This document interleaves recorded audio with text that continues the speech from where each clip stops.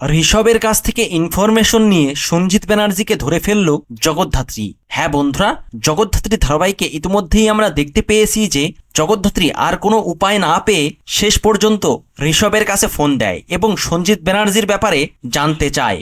তখন ঋষভ জানায় সঞ্জিত ব্যানার্জি তার মামা, কিন্তু জগদ্ধাত্রী যে সঞ্জিত ব্যানার্জির ব্যাপারে সবটা জানে এই কথাটা জানতে পেরে ঋষভ একটু অবাক হয়ে যায়। এরপর ঋষভ জগদ্ধাত্রীকে জানায় যে সময়টাতে জগদ্ধাত্রীর ওপরে গুলি চালানো হয়েছিল ঠিক তারপরেই সঞ্জিত ব্যানার্জি বাড়ির পেছনের দরজা দিয়ে ভেতরে প্রবেশ করে, আর এই কারণে ঋষভ ও তার বাবা মা সঞ্জিত ব্যানার্জিকে সন্দেহ করছে। তখন জগদ্ধাত্রী ঋষভকে সব সত্যিটা জানিয়ে দেয় যে ওই সঞ্জিত ব্যানার্জি একজন ক্রিমিনাল, এমনকি ওই সঞ্জিত ব্যানার্জি তাকে টার্গেট করেছিল।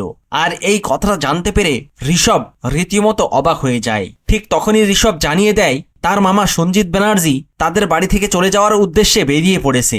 আর এই কথাটা জানতে পেরে জগদ্ধাত্রী বুঝতে পারে সঞ্জিত ব্যানার্জি দূরে কোথাও পালিয়ে যেতে চলেছে। আর এই বিষয়টা বুঝতে পেরে জগদ্ধাত্রী স্বয়ম্ভুকে নিয়ে ওই লোকেশনে পৌঁছে যায় এবং সঞ্জিত ব্যানার্জি গাড়িতে উঠে পালিয়ে যাওয়ার আগেই জগদ্ধাত্রী ও স্বয়ম্ভু সঞ্জিত ব্যানার্জিকে হাতে নাতে ধরে ফেলে। হ্যাঁ বন্ধুরা, আর এই সবটাই আপনারা দেখতে পারবেন জগদ্ধাত্রী ধারাবাহিকের পরবর্তী এপিসোডে। ভিডিওটি ভালো লাগলে লাইক, শেয়ার ও সাবস্ক্রাইব করে সাথে থাকুন। ধন্যবাদ।